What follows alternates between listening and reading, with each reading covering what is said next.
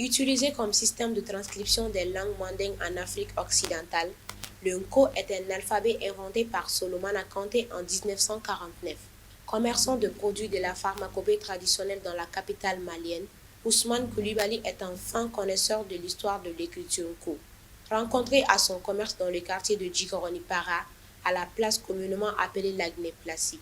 C'est avec aisance qu'il fait la genèse de cette écriture méconnue du grand public. Karamɔgɔkɛ kafa 180 ani 3 a y'o de sɛbɛn diinɛ kafa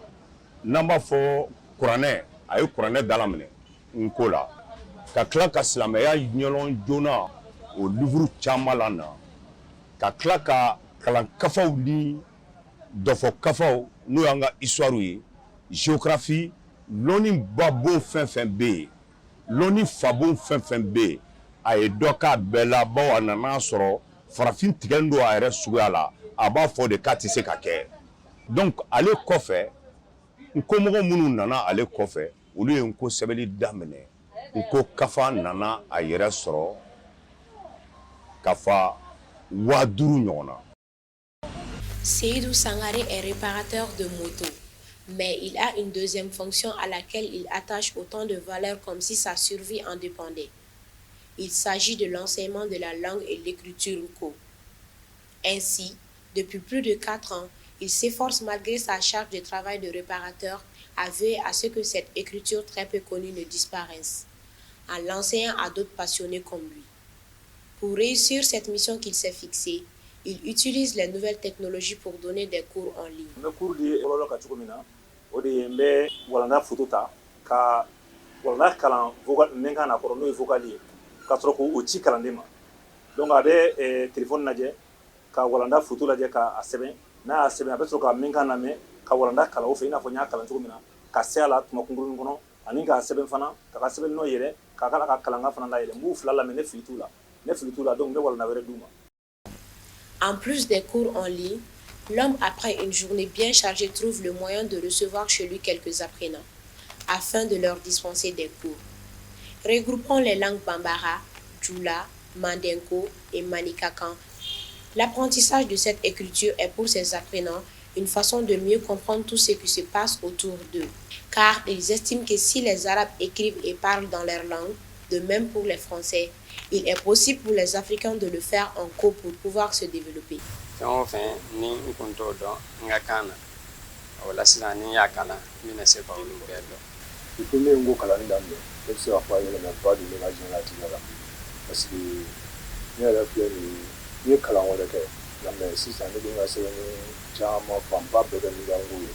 Aujourd'hui, ces rares praticiens de l'écriture de la langue Nko affirment avoir acquis une certaine faculté à mieux comprendre les choses et à les exprimer grâce à cette écriture africaine.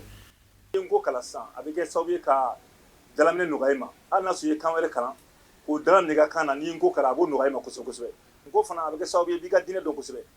ni Nko kalasa avec sababu bi ga dine don ali bi ga fɛn fɔ I b'a bɛ kɔrɔ to kalana bɛ taa baara de ɲini n'a ye tubabukan kalan a bɛ to n'a ka diplôme ye baara ɲini a tɛ baara sɔrɔ a dusu kasilen bɛ to Nko kalana I ti baara ɲini I yɛrɛ de bɛ baara créer ka baara kɛ fo ka baarakɛdenw ta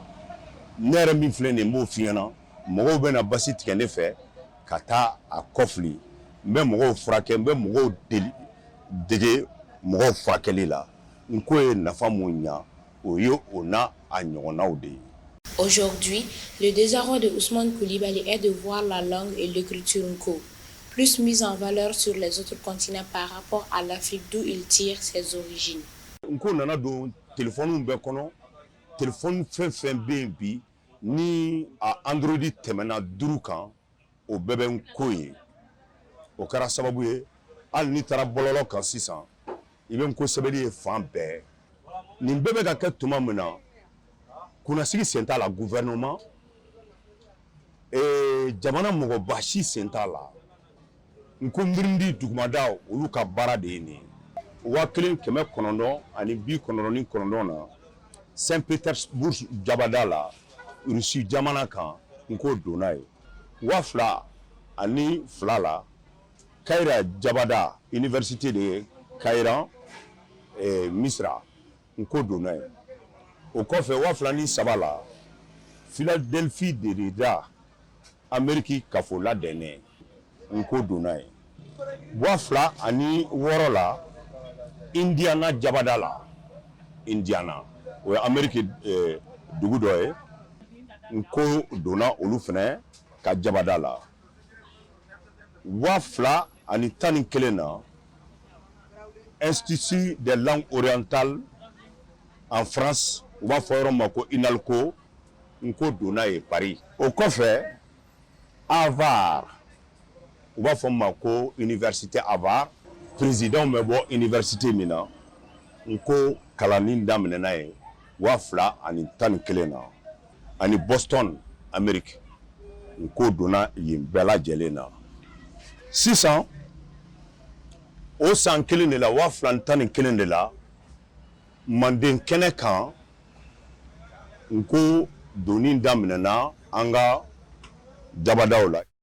Pas enseigné dans les écoles maliennes et pas connu du grand public, ces 4 mousquetaires se donnent pour mission de la vulgariser, la faire aimer et afin la faire pratiquer par les concitoyens,